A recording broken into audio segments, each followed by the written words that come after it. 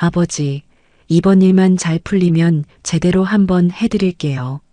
아들의 그 말을 믿었던 게 잘못이었을까요? 평생 모은 돈을 쏟아부은 지 석 달 만에 집 한 채 남은 게 없었습니다. 하지만 진짜 비극은 그때부터였죠. 사라진 아들, 남겨진 빚더미, 그리고 10년이라는 기나긴 시간. 그런데 어느 날 그 아들이 다시 나타났습니다. 손에 든 건 화려한 선물 상자 하나. 과연 그 안에는 무엇이 들어 있었을까요? 본격적인 이야기 시작 전에 무료로 할 수 있는 구독과 좋아요, 그리고 어디서 함께 하고 계신지 댓글로 남겨주세요. 유한철 씨는 오늘도 새벽 5시에 눈을 떴습니다. 이른한 살의 나이에도 몸은 시계처럼 정확했죠.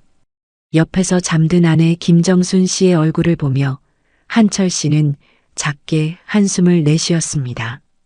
주름이 깊어진 아내의 얼굴에서 지난 10년의 무게가 고스란히 느껴졌거든요. 부엌으로 나온 한철 씨는 낡은 싱크대 앞에 섰습니다. 이 좁은 반지하 원룸이 그들의 보금자리가 된 지도 벌써 10년째였어요. 예전엔 30평짜리 아파트에서 살았었죠. 거실 창문으로 아침 햇살이 들어오던 그 집. 한철 씨 부부가 30년 넘게 모은 돈으로 산 집이었습니다. 아버지, 커피 드릴게요. 정순 씨가 일어나 남편 곁으로 왔습니다. 두 사람은 말없이 좁은 식탁에 마주 앉았어요. 창문 너머로 보이는 건 지나가는 사람들의 신발뿐이었습니다. 지하라서 햇빛도 제대로 들지 않았죠. 오늘 청소일 있어? 한철 씨가 물었습니다.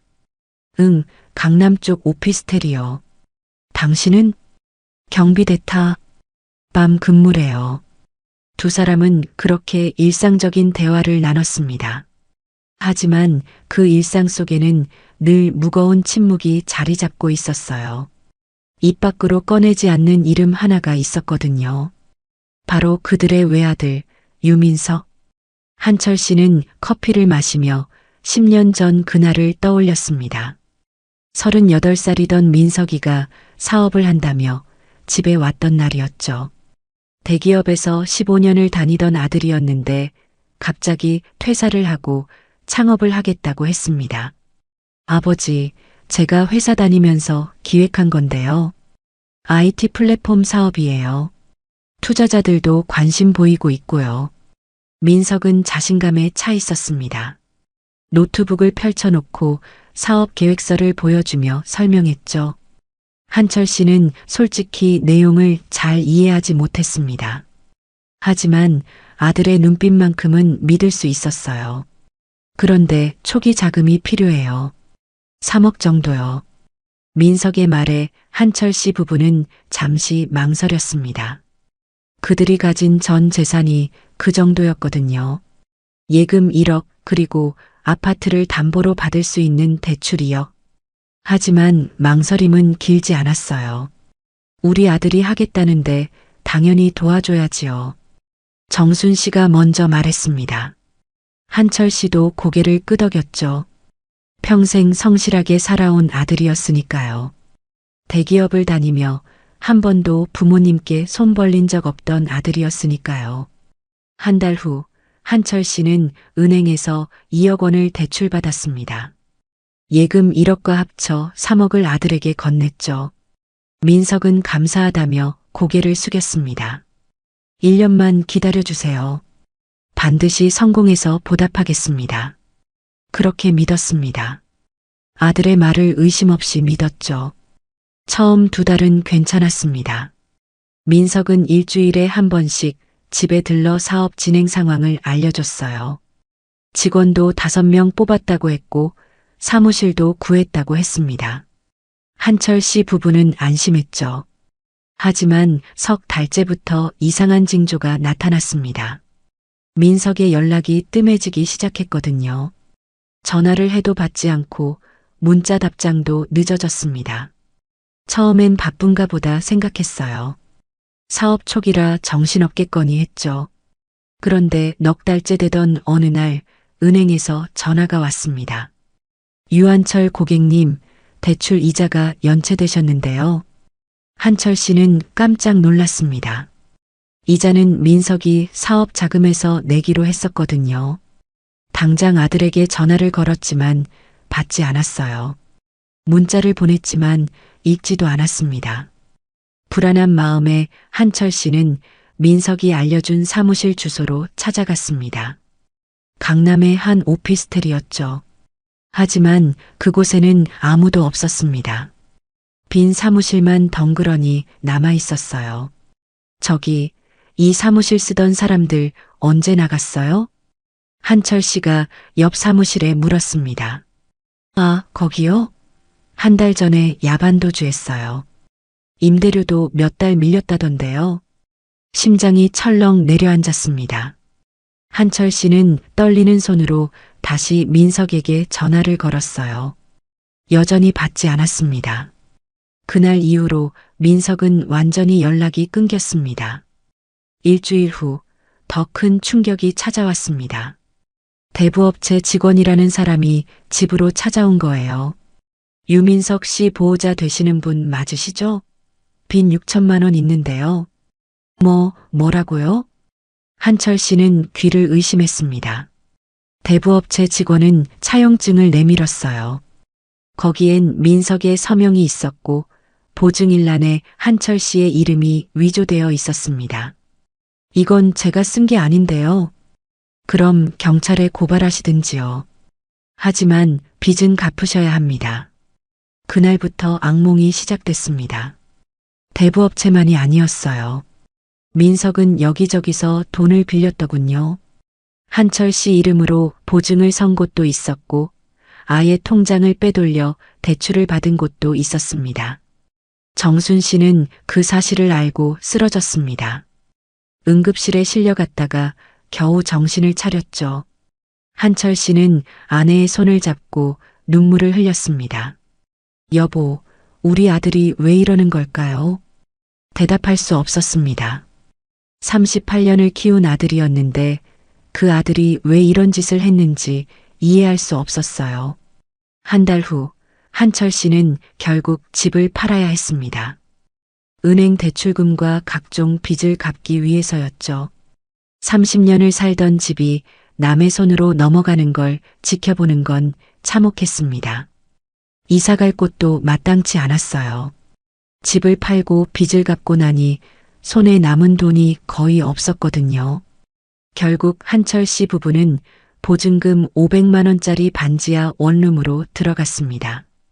그날 밤 두 사람은 텅 빈 방 한가운데 앉아 있었습니다. 짐도 거의 없었어요. 평생 모은 게 이게 다였습니다. 우리 민석이는 살아는 있겠죠? 정순 씨가 떨리는 목소리로 물었습니다. 한철 씨는 대답하지 못했어요. 아들이 미운 건지 걱정되는 건지 자신도 알 수 없었거든요. 그날 이후 10년. 한철 씨 부부는 하루하루를 버텨냈습니다. 한철 씨는 경비 일을, 정순 씨는 청소 일을 하며 근근히 살아갔어요. 아들에 대한 이야기는 입 밖으로 꺼내지 않았습니다. 차라리 없는 셈 치고 사는 게 마음 편했거든요. 10년이 흐른 지금 한철 씨는 81살이 되어 있었습니다. 정순 씨도 78이었죠. 두 사람 모두 허리가 굽고 손발이 불편해졌지만 여전히 일을 해야 했습니다. 국민연금만으로는 월세와 생활비를 감당할 수 없었거든요. 어느 가을날 저녁이었습니다. 한철 씨는 아파트 경비실에서 밤 근무를 하고 있었어요. 모니터를 보며 졸음과 싸우던 중이었죠. 그때 경비실 문이 열렸습니다. 경비 아저씨, 택배 왔어요. 한철 씨는 고개를 들었습니다. 젊은 택배 기사가 큰 상자를 들고 서 있었어요. 아, 여기로요? 네, 유한철님 맞으시죠? 한철 씨는 의아했습니다. 자신 앞으로 택배가 올 일이 없었거든요. 물건을 인터넷으로 사본 적도 없고 누가 뭘 보낼 사람도 없었어요. 보내신 분이 누군데요? 익명이라고만 되어 있네요. 어쨌든 본인 맞으시면 받으셔야죠. 한철 씨는 어리둥절한 채로 택배를 받았습니다. 상자는 생각보다 가벼웠어요. 흔들어 보니 안에서 뭔가 움직이는 소리가 났습니다. 퇴근 후 집으로 돌아온 한철 씨는 아내에게 상자를 보여줬습니다. 이게 뭘까요, 여보? 글쎄요. 열어나 봐요. 정순 씨도 궁금한 표정이었습니다. 한철 씨는 조심스럽게 상자를 뜯었어요. 안에는 하얀 봉투 하나와 작은 상자가 들어 있었습니다. 먼저 봉투를 열었습니다. 편지가 한 장 들어 있었죠. 한철 씨는 안경을 쓰고 글을 읽기 시작했습니다. 그런데 첫 문장을 읽는 순간 손이 떨렸어요. 아버지, 어머니, 민석입니다. 정순 씨가 숨을 삼켰습니다. 한철 씨는 떨리는 목소리로 계속 읽었어요. 10년 만에 이렇게 연락드리네요. 그동안 어떻게 지내셨는지 모르겠습니다. 저는 죄송하다는 말밖에 할 수 없네요. 제가 저지른 일을 변명할 생각은 없습니다. 다만 한 가지 말씀드리고 싶은 건 저도 나름대로는 책임을 지려고 노력했다는 겁니다. 10년 동안 열심히 일했고 이제 조금은 여유가 생겼습니다. 그래서 이렇게 작은 선물을 보냅니다. 받아주세요. 편지는 거기서 끝이었습니다. 한철 씨는 편지를 내려놓고 작은 상자를 들었어요. 뚜껑을 열자 안에는 열쇠 하나가 들어 있었습니다. 그리고 쪽지 한 장이 더 있었죠. 서울시 송파구 문정동 123-45. 이곳에 부모님을 위한 집을 마련했습니다. 보증금 3천만 원, 월세 없는 전세입니다. 계약 기간은 2년이고 그 후에는 제가 다시 연장해 드리겠습니다. 이사 가시면 편하게 지내세요. 한철 씨와 정순 씨는 말없이 서로를 바라봤습니다. 두 사람의 눈가가 붉어졌어요. 하지만 기쁨보다는 복잡한 감정이 앞섰습니다. 여보, 우리 이거 받아도 되는 걸까요? 정순 씨가 물었습니다. 한철 씨는 대답하지 못했어요. 10년 전 그 기억이 떠올랐거든요. 사기를 치고 잠적한 아들, 남겨진 빚더미, 잃어버린 집. 민석이가 어떻게 이런 돈을 마련했을까요? 글쎄요. 한철 씨는 의심스러웠습니다. 10년 만에 갑자기 나타나 집을 마련해줬다는 게 믿기지 않았거든요. 혹시 또 무슨 사기를 치는 건 아닐까 하는 생각도 들었어요. 며칠 동안 한철 씨 부부는 고민했습니다. 열쇠를 쥐고 있으면서도 선뜻 그곳으로 가보지 못했어요. 하지만 결국 정순 씨가 먼저 말했습니다. 여보, 그래도 한번 가봐요. 확인이라도 해야죠. 한철 씨도 궁금했습니다. 그래서 주말에 두 사람은 편지에 적힌 주소로 찾아갔어요. 문정동의 한 빌라 단지였습니다. 생각보다 깔끔한 동네였죠. 열쇠로 문을 열자 안은 깨끗하게 정돈되어 있었습니다. 20평 남짓한 투룸이었어요. 가구도 다 갖춰져 있었고 냉장고와 세탁기도 새 것이었습니다. 여보, 진짜네요. 정순 씨가 감탄했습니다. 한철 씨도 놀란 표정으로 집안을 둘러봤어요. 부엌, 화장실, 방, 거실. 모든 게 깔끔했습니다. 10년을 살던 반지하 원룸과는 비교할 수 없었죠. 거실 테이블 위에는 또 다른 편지가 놓여 있었습니다. 한철 씨가 그걸 집어들었어요. 아버지, 어머니, 이 집에서 편히 지내세요. 가구와 가전제품은 제가 미리 준비해뒀습니다. 생활비도 필요하실 테니 매달 통장으로 50만 원씩 넣어드리겠습니다.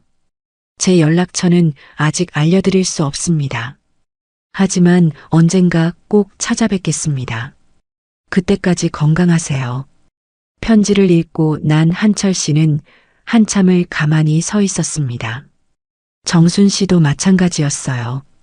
두 사람 모두 무슨 말을 해야 할지 몰랐거든요. 여보, 우리 민석이가 진짜 반성하고 있는 걸까요? 정순 씨가 조심스럽게 물었습니다. 한철 씨는 고개를 저었어요. 모르겠어요. 하지만 이건 분명해요. 민석이가 뭔가 잘못됐다는 걸 알고 있다는 거요. 그날 저녁 한철 씨 부부는 원룸으로 돌아왔습니다. 하지만 잠이 오지 않았어요. 두 사람 모두 침대에 누워 천장만 바라봤습니다. 여보, 우리 이사 갈까요? 정순 씨가 물었습니다. 한철 씨는 한참을 망설이다가 대답했어요. 가요. 일단은 가봐요. 결정을 내린 건 일주일 후였습니다. 한철 씨 부부는 짐을 꾸려 문정동 집으로 이사를 갔어요. 사실 짐이랄 것도 별로 없었습니다. 옷가지 몇 벌과 생활용품 조금이 전부였죠. 새 집에 들어선 첫날 밤 정순 씨는 방 안을 돌아보며 눈물을 흘렸습니다. 여보, 이게 꿈 같아요. 한철 씨도 마음이 복잡했습니다. 기쁜 것도 사실이었어요. 10년 만에 제대로 된 집에서 살게 됐으니까요. 하지만 한편으로는 찜찜했습니다. 아들이 어떻게 이런 걸 마련했는지, 정말 제대로 된 돈인지 확신할 수 없었거든요. 그날 밤 한철 씨는 잠들지 못하고 거실로 나왔습니다. 창문을 열자 시원한 바람이 들어왔어요. 반지하에서는 느낄 수 없던 감각이었죠. 민서가. 한철 씨는 작게 중얼거렸습니다. 10년 만에 처음 아들의 이름을 불러본 것 같았어요. 가슴 한구석이 아렸습니다. 미운 마음과 그리운 마음이 뒤섞여 있었죠. 며칠 후 약속대로 한철 씨 통장에 50만 원이 입금됐습니다. 입금자 명은 유민석이었어요. 한철 씨는 통장을 보며 한참을 생각에 잠겼습니다. 여보, 우리 이 돈 쓸까요? 정순 씨가 물었습니다. 한철 씨는 고개를 끄덕였어요. 쓰죠. 뭐? 민석이가 주는 건데요. 하지만 속마음은 달랐습니다. 한철 씨는 여전히 아들을 완전히 용서할 수 없었거든요. 10년의 세월이 그렇게 쉽게 지워지는 건 아니었습니다. 새 집에서의 생활이 시작됐습니다. 한철 씨 부부는 처음엔 조심스러웠어요. 혹시 이게 다 꿈이 아닐까, 내일이면 사라지는 건 아닐까 하는 불안감이 있었거든요. 하지만 시간이 지나면서 조금씩 안정을 찾아갔습니다. 매달 50만 원이 어김없이 입금됐고 집도 여전히 그들의 것이었어요. 한철 씨는 경비 일을 계속했지만 정순 씨는 청소 일을 그만뒀습니다.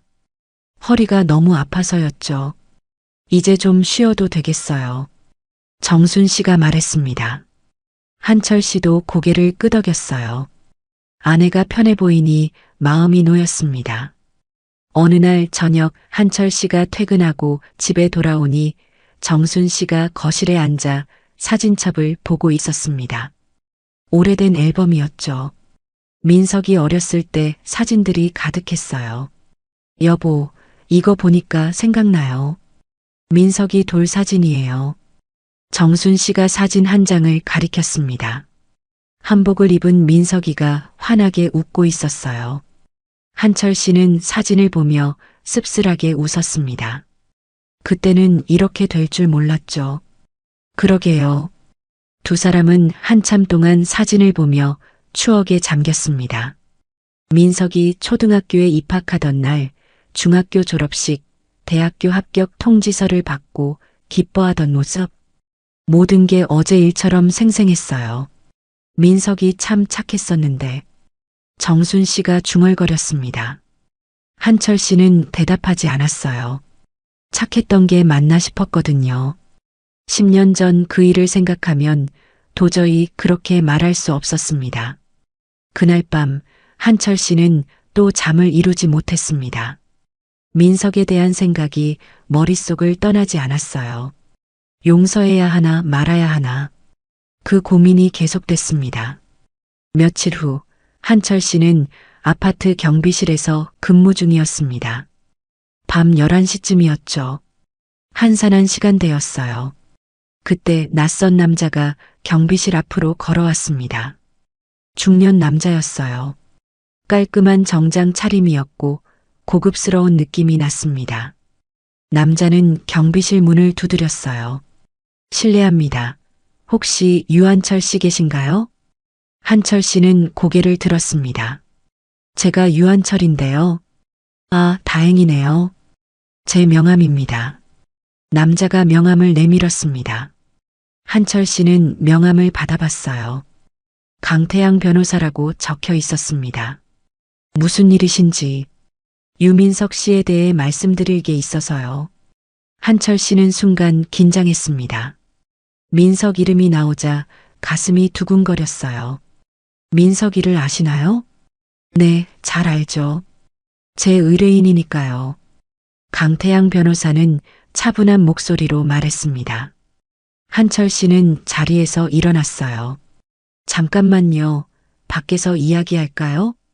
두 사람은 경비실 밖으로 나왔습니다. 아파트 단지 벤치에 앉아 이야기를 시작했죠. 유민석 씨가 저를 보냈습니다. 아버님께 상황을 설명해 드리라고요. 무슨 상황이요? 한철 씨가 물었습니다. 강 변호사는 잠시 망설이다가 입을 열었어요. 유민석 씨는 지금 해외에 계십니다. 정확히는 싱가포르요. 싱가포르? 네. 10년 전 사업 실패 후 민석 씨는 한국을 떠났습니다. 그리고 싱가포르에서 다시 시작했죠. 처음엔 식당 설거지부터 시작했다고 합니다. 그러다가 IT 회사에 취직했고 몇 년 후에는 본인이 직접 스타트업을 차렸어요. 한철 씨는 말없이 듣고 있었습니다. 강 변호사는 계속 설명했어요. 민석 씨의 회사는 성공했습니다. 지금은 꽤 큰 규모로 성장했죠. 직원만 50명이 넘어요. 그래서 이제 경제적 여유가 생긴 겁니다. 그래서 우리한테 집을 준 거군요? 그렇습니다. 민석 씨는 10년 동안 아버님을 찾고 싶었대요. 하지만 용기가 없었다고 합니다. 너무 큰 죄를 지었다고 생각했거든요. 그래서 저를 통해 이렇게라도 보답하고 싶다고 하더군요. 한철 씨는 복잡한 표정으로 고개를 끄덕였습니다. 그래서 저한테 이런 말씀을 하시려고 온 건가요? 한 가지 더 있습니다. 강 변호사가 가방에서 서류 봉투를 꺼냈습니다. 한철 씨에게 건네며 말했어요. 민석 씨가 아버님께 드리라고 한 겁니다. 열어보세요. 한철 씨는 조심스럽게 봉투를 열었습니다. 안에는 통장과 서류가 들어 있었어요. 통장을 펼쳐보니 잔액이 1억 원이었습니다. 이게 뭐요? 민석 씨가 10년 동안 모은 돈입니다. 아버님께 드리는 거예요. 10년 전에 빌린 3억 원을 갚진 못했지만 이것만이라도 받아달라고요. 한철 씨는 손이 떨렸습니다. 통장을 쥔 손에 힘이 빠졌어요. 이걸 받아야 하나요?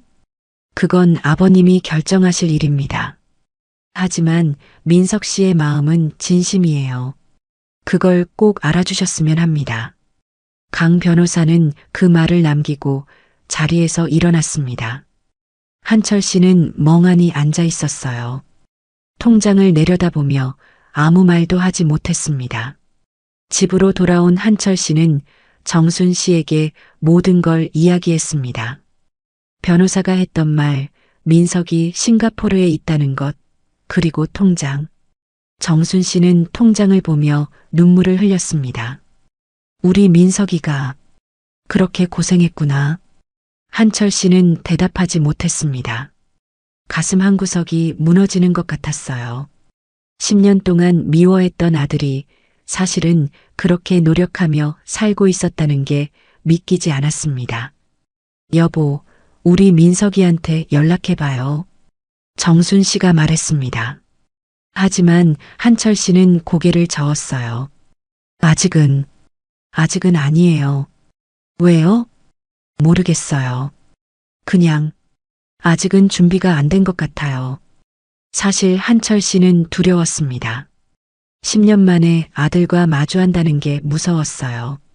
무슨 말을 해야 할지, 어떤 표정을 지어야 할지 알 수 없었거든요. 1억 원이 든 통장은 서랍 깊숙이 넣어뒀습니다. 한철 씨는 그걸 꺼내볼 용기가 없었어요. 볼 때마다 마음이 복잡해졌거든요. 정순 씨는 달랐습니다. 아내는 점점 민석에 대해 긍정적으로 생각하기 시작했어요. 여보, 우리 민석이 정말 열심히 산 것 같아요. 10년 동안 그렇게 고생하면서 그래도 10년 전 일이 지워지는 건 아니에요. 한철 씨는 여전히 마음을 열지 못했습니다. 민석이 노력한 건 인정하지만 그렇다고 해서 과거가 용서되는 건 아니라고 생각했죠. 한 달이 지났습니다. 어느 토요일 아침 한철 씨는 집 앞 우체통에서 편지 한 통을 발견했습니다. 발신인이 없는 편지였어요. 봉투를 뜯어보니 민석의 글씨였습니다. 아버지, 어머니, 한 달 후에 한국에 갑니다. 꼭 뵙고 싶습니다. 약속 장소와 시간을 알려드리겠습니다. 부디 와주세요. 한철 씨는 편지를 들고 거실로 갔습니다. 정순 씨에게 보여주며 말했어요. 민석이가 온대요. 정순 씨의 얼굴이 환해졌습니다. 정말요? 드디어 볼 수 있는 거예요? 그런 것 같아요. 하지만 한철 씨의 표정은 밝지 않았습니다. 정순 씨는 남편의 손을 잡았어요. 여보, 이번엔 만나요. 제발이요.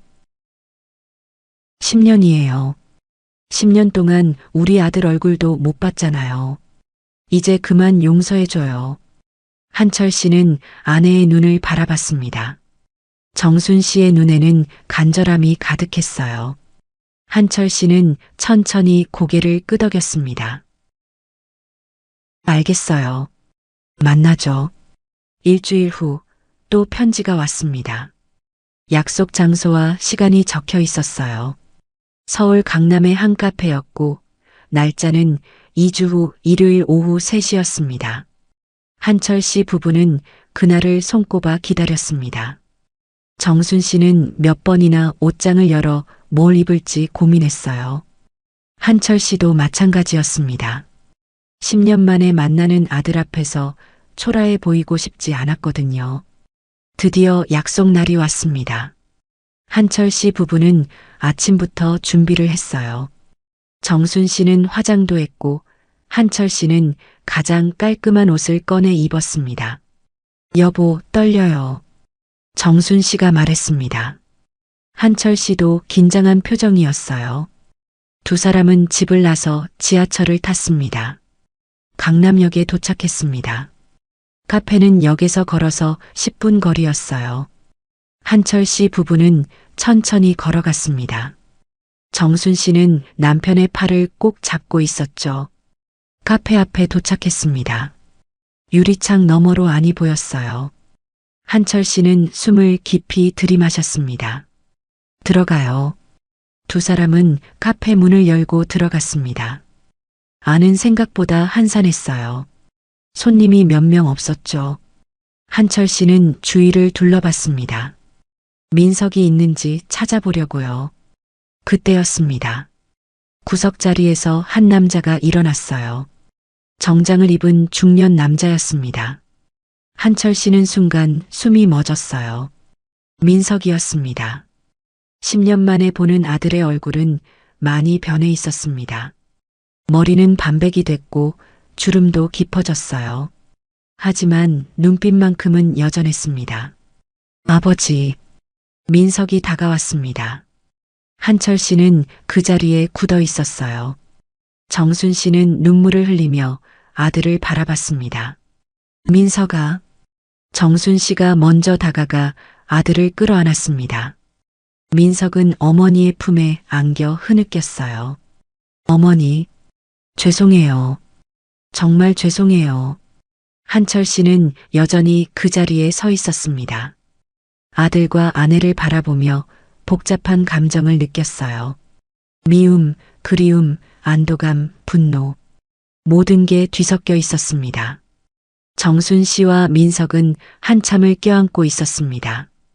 그러다가 민석이 어머니에게서 떨어져 아버지를 바라봤어요. 아버지. 민석이 다가왔습니다. 한철 씨 앞에 무릎을 꿇었어요. 카페 안에 다른 손님들이 놀라 쳐다봤지만 민석은 신경 쓰지 않았습니다. 아버지, 용서해 주세요. 제가 정말 잘못했습니다. 한철 씨는 아들을 내려다봤습니다. 무릎 꿇고 있는 아들의 모습이 처참해 보였어요.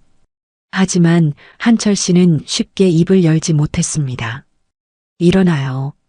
한철 씨가 낮은 목소리로 말했습니다. 민석은 천천히 일어났어요. 두 사람은 마주 섰습니다. 아버지, 할 말이 너무 많은데 뭐부터 해야 할지 모르겠어요. 일단 앉아요. 한철 씨가 자리를 가리켰습니다. 세 사람은 테이블에 앉았어요. 민석은 고개를 숙인 채 입을 열었습니다. 10년 전, 제가 정말 미쳤었어요. 사업에 눈이 멀어서 부모님 돈을 함부로 썼죠. 그것도 모자라 빚까지 졌고요. 사업이 망하고 나서 저는 도망쳤어요. 부모님 얼굴을 볼 면목이 없었거든요. 그래서 한국을 떠났습니다. 싱가포르로 갔죠. 민석은 떨리는 목소리로 지난 10년을 이야기했습니다. 싱가포르에 도착해서 식당 설거지로 시작한 것, 하루 16시간씩 일한 것, 겨우 돈을 모아 IT 회사에 취직한 것, 그리고 몇 년 후 스타트업을 차린 것까지. 회사가 성공하고 나서 가장 먼저 생각난 게 부모님이었어요. 그래서 변호사를 고용해서 부모님을 찾았죠. 그런데 민석의 목소리가 떨렸습니다. 부모님이 반지하에 사신다는 걸 알았어요. 청소일, 경비일 하시면서 근근히 산다는 것도요. 그 순간 제가 얼마나 큰 죄를 지었는지 깨달았습니다. 한철 씨는 말없이 듣고 있었습니다. 정순 씨는 눈물을 닦으며 아들의 손을 잡았어요. 그래서 집을 마련했어요. 최소한 부모님이 편하게 사실 수 있도록요.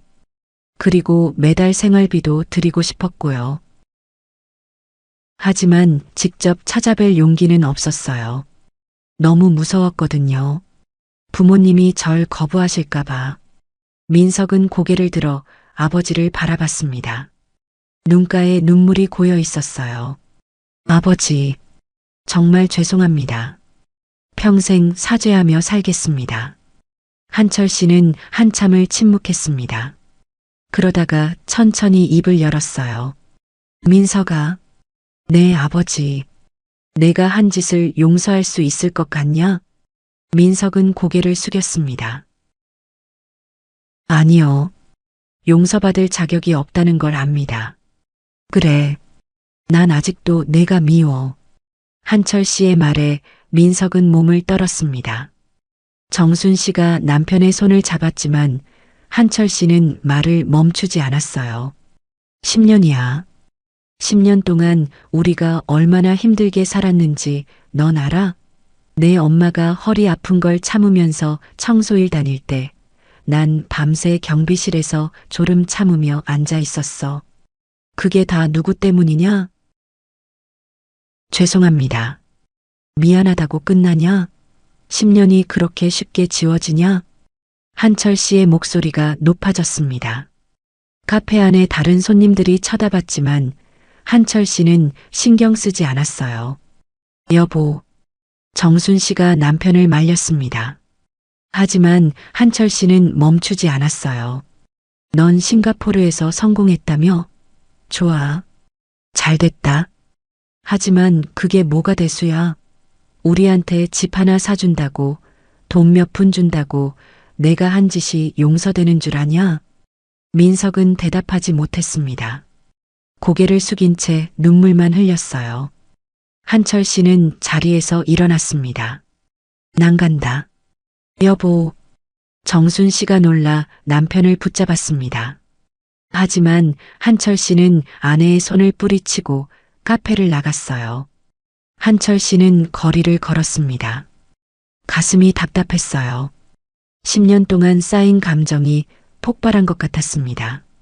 한철 씨는 한강 다리 위에 서서 강물을 내려다봤어요. 눈물이 흘러내렸습니다. 민서가, 너를 어떻게 해야 하냐? 여러분, 여기까지 이야기 들으셨는데요. 참 가슴 아프죠? 10년이라는 시간이 부모님께 얼마나 가혹했을지, 그리고 아들 민석이도 나름대로 죗값을 치르며 살았을 텐데요. 하지만 과거의 상처가 그렇게 쉽게 아물 수는 없는 것 같습니다. 과연 이 가족에게는 어떤 결말이 기다리고 있을까요? 이어지는 이야기도 계속 들어봐 주세요. 한철 씨가 카페를 나간 후 정순 씨와 민석은 어색하게 마주 앉아 있었습니다. 정순 씨는 아들의 손을 꼭 잡았어요. 민석아, 내 아버지가 너무 화가 나셔서 그래. 이해해라. 괜찮아요, 어머니. 아버지 말씀이 다 맞아요. 민석은 눈물을 닦으며 말했습니다. 정순 씨는 아들의 얼굴을 쓰다듬었어요. 그래도 넌 우리 아들이야. 10년 동안 얼마나 힘들었니? 어머니. 민석은 어머니의 품에 안겨 울었습니다. 정순 씨도 함께 눈물을 흘렸죠. 두 사람은 한참을 그렇게 있었어요. 어머니, 제가 준비한 게 하나 더 있어요. 민석이 가방에서 서류 봉투를 꺼냈습니다. 정순 씨에게 건네며 말했어요. 이게 뭐니? 문정동 집이요. 그 집 소유권을 부모님 앞으로 넘기려고요. 뭐? 정순 씨는 깜짝 놀랐습니다. 민석은 서류를 펼쳐 보여줬어요. 지금은 제 명의로 되어 있는데 부모님 앞으로 바꾸려고 합니다. 그럼 완전히 부모님 집이 되는 거예요. 민석아, 이건 너무 큰 걸. 아니에요. 이 정도로는 제 죗값을 치를 수 없어요. 앞으로도 계속 부모님을 모실 겁니다.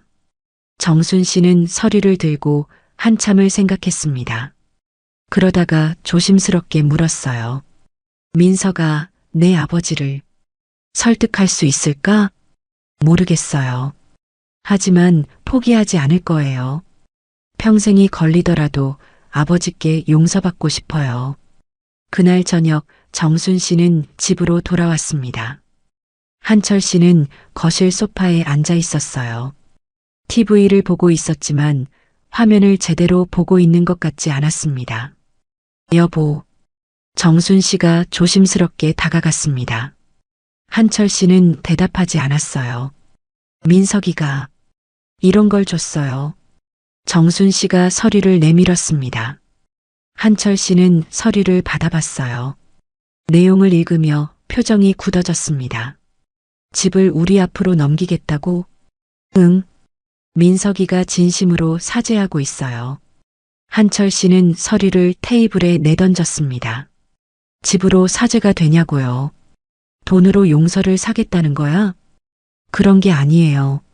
민석이는 당신은 아들이 불쌍하니까 그렇게 말하는 거요. 하지만 난 아니에요. 한철 씨는 자리에서 일어나 방으로 들어갔습니다.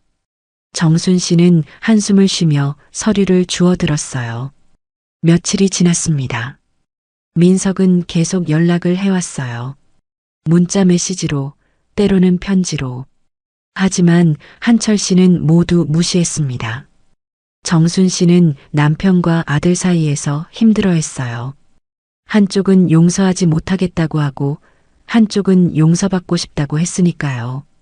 어느 날 아침 정순 씨가 한철 씨에게 말했습니다. 여보, 우리 민석이 한 번만 더 만나요. 싫어요. 제발이요. 이번엔 제대로 이야기를 나눠봐요. 10년 동안 못 본 아들이잖아요. 한철 씨는 아내의 간청을 뿌리치지 못했습니다. 결국 민석을 다시 만나기로 했죠. 이번에는 집으로 초대했습니다. 정순 씨가 음식을 준비했어요. 민석이 좋아하던 음식들이었죠. 민석이 도착했습니다. 집 초인종을 누르는 그의 손이 떨리고 있었어요. 정순 씨가 문을 열었습니다. 어서 와, 민석아. 어머니. 민석은 집 안으로 들어왔습니다. 한철 씨는 거실 소파에 앉아 있었어요. 민석을 보고도 표정을 바꾸지 않았습니다. 아버지. 민석이 고개를 숙여 인사했습니다. 한철 씨는 작게 고개만 끄덕였어요. 세 사람은 식탁에 앉았습니다. 정순 씨가 준비한 음식들이 차려져 있었죠. 민석은 음식을 보며 눈시울이 붉어졌습니다. 어머니, 제가 좋아하던 음식이네요. 그래, 내가 어렸을 때 자주 해줬잖니. 민석은 숟가락을 들었습니다. 한 입 먹고는 눈물을 흘렸어요. 맛이 똑같아요. 식사는 조용히 진행됐습니다. 한철 씨는 말없이 밥을 먹었고 정순 씨는 중간중간 민석에게 반찬을 권했어요. 식사가 끝나고 세 사람은 거실로 자리를 옮겼습니다. 한철 씨가 먼저 입을 열었어요. 민석아, 솔직히 물어볼게. 내가 준 돈 다 깨끗한 돈이냐? 민석은 고개를 끄덕였습니다. 네, 아버지. 제 회사에서 번 돈이에요. 세금도 다 냈고 불법적인 건 하나도 없어요. 증명할 수 있어? 네. 회사 장부도 보여드릴 수 있고 싱가포르 정부 서류도 다 있어요. 한철 씨는 잠시 침묵했습니다. 그러다가 다시 물었어요. 10년 전 일은 어떻게 생각하냐? 제 인생 최대의 실수였어요. 돌이킬 수만 있다면 뭐든지 하겠어요. 돌이킬 순 없어. 이미 지나간 일이니까. 압니다. 그래서 앞으로라도 보상하고 싶은 거예요. 한철 씨는 한숨을 쉬었습니다. 민석아, 난 내가 성공한 게 기쁘지 않아. 오히려 씁쓸해. 우리 돈으로 사기치고 도망간 놈이 잘 됐다는 게 억울하거든. 민석은 고개를 숙였습니다. 한철 씨는 계속 말했어요. 하지만 내 엄마가 너를 보고 싶어 해. 그래서 이렇게라도 만난 거야. 아버지, 난 아직 널 용서할 수 없어. 하지만 내 엄마를 위해서라도 최소한의 관계는 유지하겠다. 그게 내가 할 수 있는 최선이야. 민석은 눈물을 흘리며 고개를 숙였습니다. 감사합니다, 아버지. 그날 이후 민석은 한 달에 한 번씩 집을 방문했습니다. 정순 씨는 그때마다 음식을 준비하며 기뻐했어요. 하지만 한철 씨는 여전히 냉담했습니다. 필요한 대화만 했고 그 이상은 하지 않았죠. 민석은 참았습니다. 아버지의 냉대를 묵묵히 견뎠어요. 그리고 계속 노력했습니다. 매달 생활비를 보냈고 집수리가 필요하면 업체를 보냈고 부모님이 아프면 병원비를 댔죠. 하지만 한철 씨의 마음은 쉽게 열리지 않았습니다. 10년의 세월이 만든 상처가 너무 깊었거든요. 민석이 한국을 방문한 지 6개월이 지났습니다. 그동안 민석은 한 번도 빠지지 않고 매달 부모님을 찾아뵀어요. 하지만 한철 씨의 태도는 변하지 않았습니다. 어느 날 민석이 또 집을 방문했습니다. 이번에는 특별한 선물을 가져왔어요. 큰 상자를 들고 들어온 민석을 보고 정순 씨가 물었습니다. 민석아, 그게 뭐니? 안마의자요, 어머니. 허리 아프시다고 하셨잖아요. 정순 씨는 놀라며 상자를 바라봤습니다. 한철 씨도 거실에서 나와 그 모습을 지켜봤어요. 이런 비싼 걸 괜찮아요. 어머니 건강이 제일 중요하니까요. 민석은 직접 안마의자를 조립했습니다. 1시간 넘게 걸렸지만 민석은 불평 없이 해냈어요. 완성된 안마의자를 보며 정순 씨는 감탄했습니다. 와, 정말 좋네. 앉아보세요, 어머니. 정순 씨가 안마의자에 앉자 민석이 버튼을 눌러줬습니다. 의자가 움직이며 정순 씨의 허리를 마사지하기 시작했어요. 아이고, 시원하다. 정순 씨는 눈을 감고 편안한 표정을 지었습니다. 민석은 그 모습을 보며 미소 지었어요. 한철 씨도 멀찍이서 그 장면을 지켜보고 있었습니다. 아버지도 한번 해보세요. 민석이 권했습니다. 하지만 한철 씨는 고개를 저었어요. 됐어. 난 괜찮아. 아버지, 내 엄마나 잘 쓰게 해라. 한철 씨는 그 말을 남기고 방으로 들어갔습니다. 민석은 아쉬운 표정으로 아버지의 뒷모습을 바라봤어요. 정순 씨가 민석의 손을 잡았습니다. 민석아, 내 아버지는 원래 그래. 마음을 여는데 시간이 오래 걸리시거든. 알아요, 어머니. 기다릴게요. 그날 저녁 민석이 돌아간 후 정순 씨는 남편에게 말했습니다. 여보, 민석이 정말 노력하고 있잖아요. 노력한다고 다 되는 게 아니에요. 그래도 조금은 마음을 열어줘요. 민석이도 사람인데 얼마나 힘들겠어요. 한철 씨는 대답하지 않았습니다. 하지만 속으로는 흔들리고 있었어요. 민석의 진심을 느끼고 있었거든요.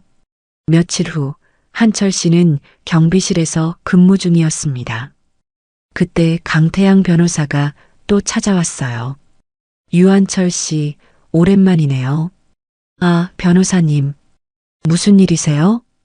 강 변호사는 서류 봉투를 건넸습니다. 민석 씨가 드리라고 했어요. 열어보세요. 한철 씨는 봉투를 열었습니다. 안에는 통장과 편지가 들어 있었어요. 통장을 확인하니 5천만 원이 입금되어 있었습니다. 이게 뭡니까? 민석 씨가 추가로 드리는 거예요. 노후 자금으로 쓰시라고요. 한철 씨는 통장을 내려다봤습니다. 그리고 편지를 읽기 시작했어요. 아버지, 이 돈은 제가 1년 동안 따로 모은 거예요. 부모님 노후를 위해 쓰시라고 드리는 겁니다. 받아주세요. 한철 씨는 편지를 접었습니다. 강 변호사가 조심스럽게 말했어요. 유한철 씨, 민석 씨는 정말 진심이에요. 제가 10년 가까이 그를 봐왔는데 그 사람만큼 부모님을 생각하는 사람 본 적 없습니다. 한 번만 기회를 주세요. 민석 씨도 고통받고 있어요. 한철 씨는 대답하지 않았습니다. 강 변호사는 그 말을 남기고 떠났어요. 그날 밤 한철 씨는 집으로 돌아와 통장을 정순 씨에게 보여줬습니다. 민석이가 또 이런 걸 보냈네요. 정순 씨는 통장을 보며 눈물을 흘렸습니다. 우리 민석이 정말 착한 아이예요. 한철 씨는 창문 밖을 바라봤습니다. 마음 한구석이 무너지는 것 같았어요. 민석의 노력을 더 이상 외면할 수 없었습니다. 다음 날 한철 씨는 민석에게 문자를 보냈습니다. 10년 만에 처음 보내는 문자였죠. 이번 주 일요일에 집에 와라. 민석은 즉시 답장을 보냈습니다. 네, 아버지. 꼭 가겠습니다. 일요일이 됐습니다. 민석은 정확히 약속 시간에 도착했어요. 한철 씨는 거실에서 민석을 기다리고 있었습니다. 앉아라. 한철 씨가 말했습니다. 민석은 조심스럽게 소파에 앉았어요. 아버지, 들어. 내가 할 말이 있어. 한철 씨는 잠시 침묵했습니다. 그러다가 천천히 입을 열었어요. 민석아, 난 널 완전히 용서할 순 없어. 10년 전 일이 너무 큰 상처로 남아있거든. 민석은 고개를 숙였습니다. 하지만 내가 노력하는 건 인정한다. 지난 6개월 동안 내가 한 일들을 봤어. 그리고 조금씩 마음이 풀리고 있는 것 같아. 민석은 고개를 들어 아버지를 바라봤습니다. 한철 씨의 눈가가 붉어져 있었어요. 아버지, 시간이 필요해. 아직은 널 아들로 대할 수 없어. 하지만 언젠가는 그럴 수 있을 것 같아. 한철 씨는 그 말을 하며 눈물을 흘렸습니다. 민석도 울음을 터뜨렸어요. 두 사람은 한참을 그렇게 울었습니다. 정순 씨가 부엌에서 나와 두 사람을 바라봤어요.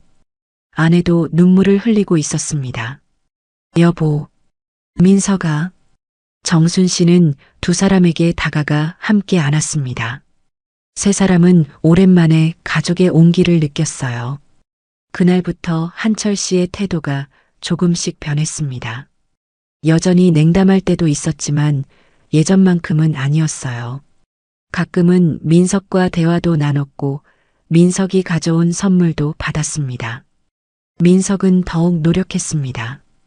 부모님을 위해 할 수 있는 모든 걸 했어요. 병원 검진도 예약해드리고 여행도 보내드렸습니다. 시간이 흐르며 세 사람의 관계는 조금씩 회복되어 갔습니다. 완전히 예전으로 돌아갈 순 없었지만 적어도 가족의 형태는 갖춰가고 있었어요. 민석이 한국을 방문한 지 1년이 지났습니다. 그동안 한철 씨와 민석의 관계는 많이 나아졌어요. 여전히 어색할 때도 있었지만 적어도 대화는 나눌 수 있게 됐습니다. 어느 가을날이었습니다. 민석은 부모님을 모시고 제주도 여행을 갔어요. 3일 동안의 여행이었죠. 제주도의 푸른 바다를 보며 정순 씨는 감탄했습니다. 와, 정말 예쁘다. 한철 씨도 바다를 바라보며 잔잔한 미소를 지었어요. 민석은 부모님의 모습을 사진으로 찍어줬습니다. 아버지, 어머니, 여기 서보세요. 사진 찍어드릴게요. 두 사람은 나란히 서서 카메라를 바라봤어요. 민석은 연신 셔터를 눌렀습니다. 하나 더요. 웃으세요. 한철 씨와 정순 씨는 미소를 지었습니다. 오랜만에 보는 행복한 표정이었어요. 저녁에는 호텔 레스토랑에서 식사를 했습니다. 고급스러운 코스 요리가 나왔어요. 정순 씨는 음식을 먹으며 감탄했습니다. 이렇게 좋은 데서 밥 먹어본 게 언제였는지. 앞으로 자주 모시고 올게요, 어머니. 민석이 말했습니다. 한철 씨는 말없이 음식을 먹고 있었어요. 그런데 갑자기 젓가락을 내려놨습니다. 민석아, 네, 아버지. 사실, 할 말이 있어. 한철 씨의 목소리가 떨렸습니다. 민석과 정순 씨는 긴장한 표정으로 한철 씨를 바라봤어요. 아버지, 무슨 말씀이세요? 한철 씨는 잠시 침묵했습니다. 그러다가 천천히 입을 열었어요. 10년 전, 사실 난 내가 죽은 줄 알았어. 연락이 끊기고 석 달쯤 지났을 때 경찰한테 전화가 왔었거든. 신원 미상의 시신이 발견됐다고. 나이와 체격이 너랑 비슷하다고 했어. 정순 씨는 깜짝 놀라 남편을 바라봤습니다. 여보, 그런 일이 있었어요? 응. 당신한테는 말 안 했어. 걱정할까봐.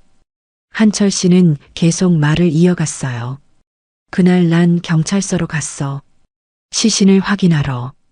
가는 내내 기도했지. 제발 우리 민석이가 아니기를 바란다고. 민석은 눈물을 흘리며 아버지의 말을 들었습니다. 다행히 너가 아니었어. 하지만 그날 이후로 난 항상 불안했어. 혹시 내가 어디선가 죽어 있는 건 아닐까 하고. 아버지, 미워하면서도 걱정됐어. 원망하면서도 보고 싶었지. 그게 부모 마음이야. 한철 씨는 눈물을 닦았습니다. 정순 씨도 울고 있었어요. 민석아, 난 내가 살아있어서 다행이야. 비록 10년이 지나서야 만났지만 그래도 살아있어서 정말 다행이야. 민석은 자리에서 일어나 아버지에게 다가갔습니다. 한철 씨도 일어났어요. 두 사람은 마주 섰습니다. 아버지, 죄송합니다. 그리고 사랑합니다. 민석이 아버지를 끌어안았습니다. 한철 씨는 잠시 망설이다가 아들을 안아줬어요. 10년 만의 포옹이었습니다. 나도 사랑한다, 민석아. 한철 씨의 목소리가 떨렸습니다. 두 사람은 한참을 그렇게 안고 있었어요. 정순 씨는 그 모습을 보며 눈물을 흘렸습니다. 그날 밤 호텔 방에서 한철 씨 부부는 나란히 누워 이야기를 나눴습니다. 여보, 드디어 우리 가족이 회복되는 것 같아요. 정순 씨가 말했습니다. 한철 씨는 고개를 끄덕였어요. 그러게요. 10년이 걸렸네요. 긴 시간이었어요. 하지만 이제는 괜찮을 것 같아요. 한철 씨는 천장을 바라보며 중얼거렸습니다. 민석이 정말 많이 변했어요. 예전엔 이기적이었는데 이젠 달라졌어요. 사람은 변하는 거예요. 특히 큰 실수를 하고 나면요. 한철 씨는 아내의 손을 잡았습니다. 당신 덕분이에요. 당신이 계속 민석이를 믿어줬으니까 이렇게 된 거예요. 아니에요. 당신도 마음을 열어줬잖아요. 두 사람은 서로를 바라보며 미소 지었습니다. 제주도에서 돌아온 후 민석은 더욱 자주 부모님을 찾아뵀습니다. 이젠 한 달에 한 번이 아니라 일주일에 한 번씩 왔어요. 한철 씨도 민석을 반갑게 맞이했습니다. 함께 식사도 하고 산책도 나갔죠. 10년의 공백을 메워가고 있었습니다. 어느 날 민석이 중요한 이야기를 꺼냈습니다. 아버지, 어머니, 제가 한국으로 완전히 돌아오려고 해요. 두 사람은 깜짝 놀랐습니다. 정말이니? 네. 싱가포르 회사는 부사장한테 맡기고 저는 한국에서 지사를 차릴 계획이에요. 민석아, 부모님 곁에서 살고 싶어요. 이젠 더 이상 떨어져 있고 싶지 않아요. 정순 씨는 눈물을 흘리며 아들을 끌어안았습니다. 한철 씨도 감격한 표정이었어요. 그래, 그렇게 해라. 석 달 후 민석은 정말로 한국으로 돌아왔습니다. 서울에 아파트를 구했고 강남에 지사를 차렸어요. 민석은 매일 저녁 부모님을 찾아뵀습니다. 함께 저녁을 먹고 대화를 나누고 TV를 봤죠. 한철 씨 부부는 아들과 함께하는 시간이 행복했습니다. 민석아, 오늘 회사는 어땠니? 정순 씨가 물었습니다. 괜찮았어요, 어머니. 직원들도 열심히 하고 있고요. 그래, 다행이네. 무리하지는 마라. 한철 씨도 덧붙였습니다. 민석은 고개를 끄덕이며 미소 지었어요. 민석이 한국으로 완전히 돌아온 지 6개월이 지났습니다. 한철 씨 부부와 민석은 이제 거의 매일 함께 시간을 보냈어요. 어느 날 저녁 민석이 특별한 선물을 가지고 왔습니다. 큰 봉투였는데 안에 뭔가 중요한 서류가 들어있는 것 같았어요. 아버지, 어머니, 이거 드릴게요. 민석이 봉투를 건넸습니다. 한철 씨는 의아한 표정으로 봉투를 열었어요. 안에는 부동산 등기부등본이 들어 있었습니다. 이게 뭐냐? 한철 씨가 물었습니다. 민석은 미소를 지으며 대답했어요. 문정동 집이요. 드디어 부모님 명의로 넘어갔어요. 뭐? 한철 씨는 서류를 자세히 봤습니다. 정말로 집 소유주가 자신과 정순 씨로 바뀌어 있었어요. 민석아, 이건 너무 큰 선물인데. 아니에요. 제가 마땅히 해야 할 일이었어요. 10년 전에 부모님 집을 빼앗아간 게 저였으니까 다시 드리는 게 당연하죠. 정순 씨는 눈물을 흘렸습니다. 한철 씨도 눈가가 붉어졌어요. 민석아, 고맙다. 한철 씨는 아들의 손을 꼭 잡았습니다. 민석도 아버지의 손을 잡으며 말했어요. 아버지, 이제 정말 끝이에요. 10년 전 제가 저지른 잘못을 다 갚았어요. 물론 완전히 만회할 순 없겠지만 최선을 다했어요. 알아. 다 알아. 한철 씨는 눈물을 닦았습니다. 민석아, 사실 난 이미 널 용서했어. 언제부터인지는 모르겠지만 어느 순간 용서하고 있더라고. 아버지, 10년이란 시간이 흘렀고 넌 정말 많이 변했어. 그리고 무엇보다 넌 여전히 내 아들이야. 민석은 아버지의 품에 안겨 울었습니다. 한철 씨도 아들을 꼭 안아줬어요. 정순 씨는 두 사람을 바라보며 행복한 눈물을 흘렸습니다. 그날 밤 세 사람은 오랜만에 옛날 이야기를 나눴습니다. 민석이 어렸을 때 학교 다니던 시절, 함께 여행 갔던 추억들. 모든 게 소중했어요. 민석아, 너 초등학교 때 기억나니? 운동회에서 1등 했을 때. 정순 씨가 물었습니다. 민석은 웃으며 고개를 끄덕였어요. 기억나요. 아버지가 엄청 기뻐하셨죠. 그럼 내가 달리는 거 보면서 얼마나 자랑스러웠는지 몰라. 한철 씨도 웃으며 말했습니다. 세 사람은 밤늦게까지 이야기를 나눴어요. 며칠 후 민석은 부모님께 또 다른 제안을 했습니다. 아버지, 어머니, 제 회사 고문으로 와주시면 안 될까요? 뭐? 한철 씨는 깜짝 놀랐습니다. 민석은 진지한 표정으로 설명했어요. 실제로 일을 하시라는 게 아니에요. 그냥 명예직이에요. 월급도 드리고 사무실도 드릴게요. 그냥 제 곁에 계시면 좋겠어요. 민석아, 경비일 그만하세요, 아버지. 이젠 쉬셔야죠. 한철 씨는 한참을 생각했습니다. 그러다가 천천히 고개를 끄덕였어요. 알겠다. 그렇게 하마. 일주일 후 한철 씨는 경비 일을 그만뒀습니다. 대신 민석의 회사에 고문으로 등록됐어요. 실제로 출근할 필요는 없었지만 가끔 회사에 들러 직원들과 인사를 나눴습니다. 민석은 부모님을 위해 회사 내에 작은 휴게실도 만들어줬어요. 한철 씨 부부는 그곳에서 편하게 시간을 보낼 수 있었죠. 어느 날 한철 씨는 민석의 사무실을 방문했습니다. 넓고 깔끔한 사무실이었어요.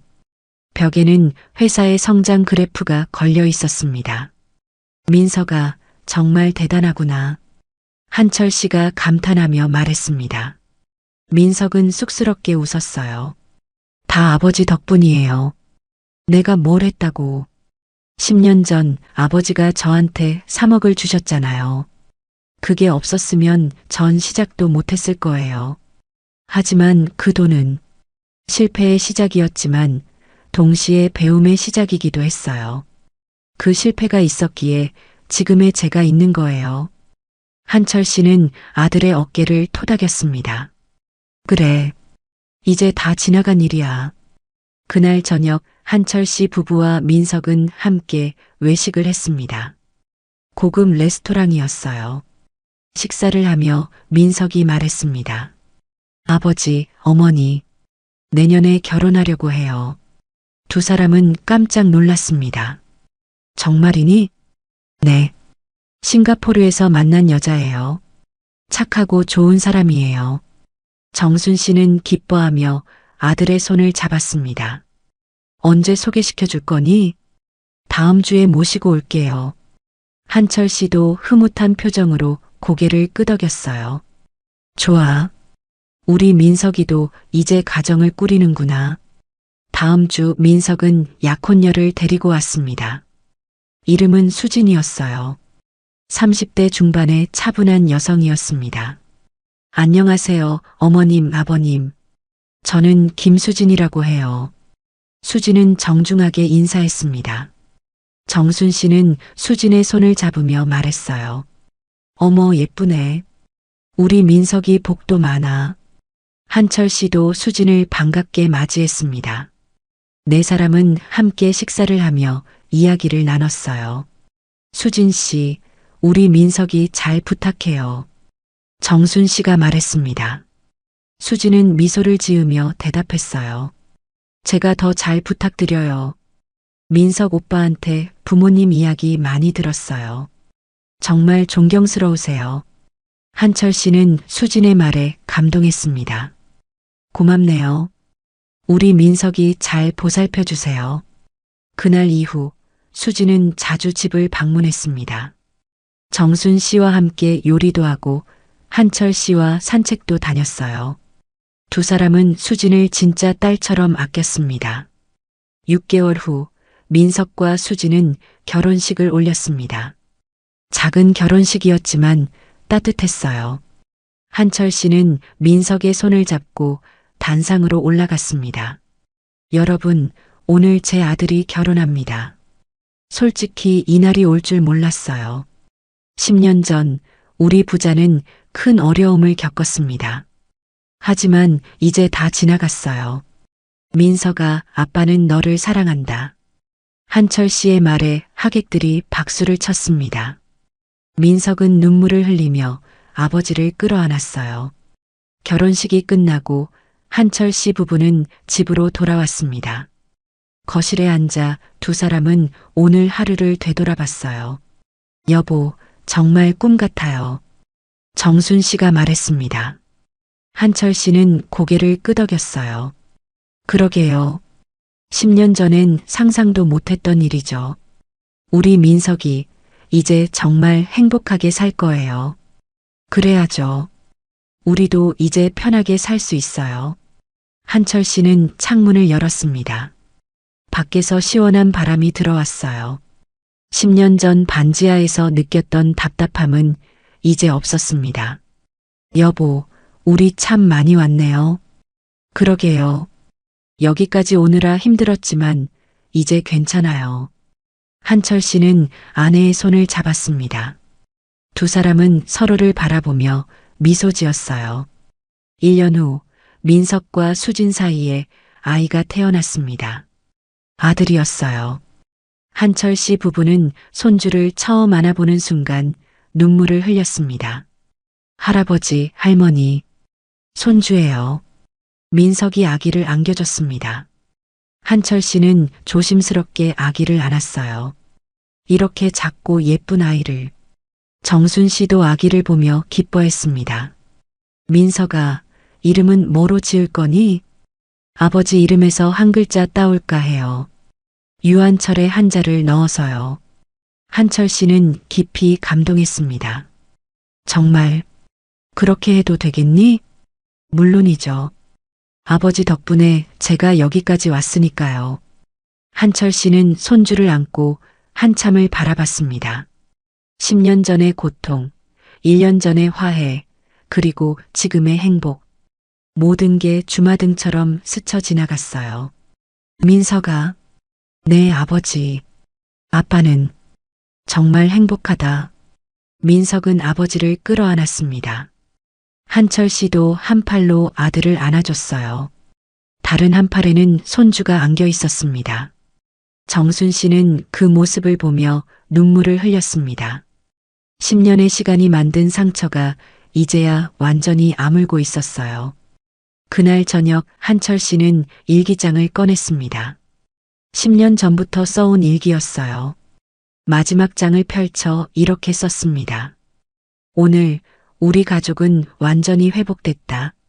10년이라는 긴 시간이 걸렸지만 결국 해냈다. 민석아, 너를 용서한다. 그리고 사랑한다.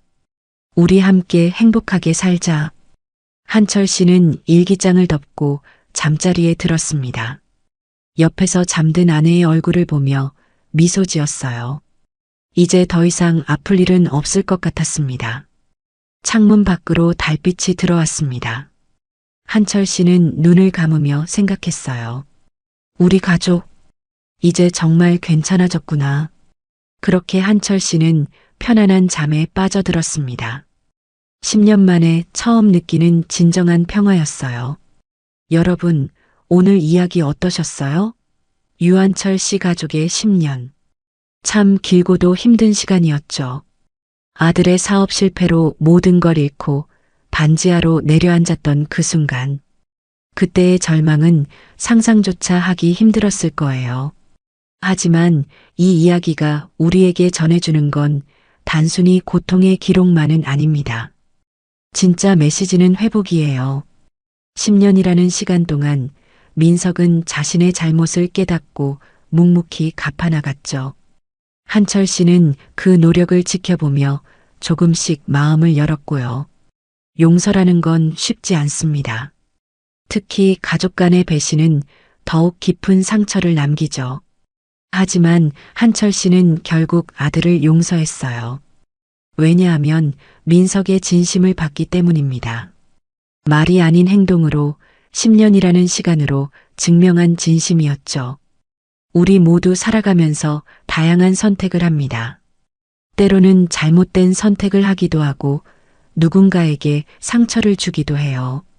하지만 중요한 건 그 후의 태도입니다. 진심으로 반성하고 책임을 지고 바로잡으려 노력한다면 기회는 다시 올 수 있어요. 오늘 이야기가 여러분께도 작은 위로와 지혜가 되었으면 좋겠습니다. 힘든 시간을 겪고 계신 분들께는 희망을, 누군가를 용서하지 못하는 분들께는 치유의 시간을 드릴 수 있었으면 해요. 다음에도 좋은 이야기로 찾아뵙겠습니다. 구독과 좋아요 부탁드립니다. 감사합니다.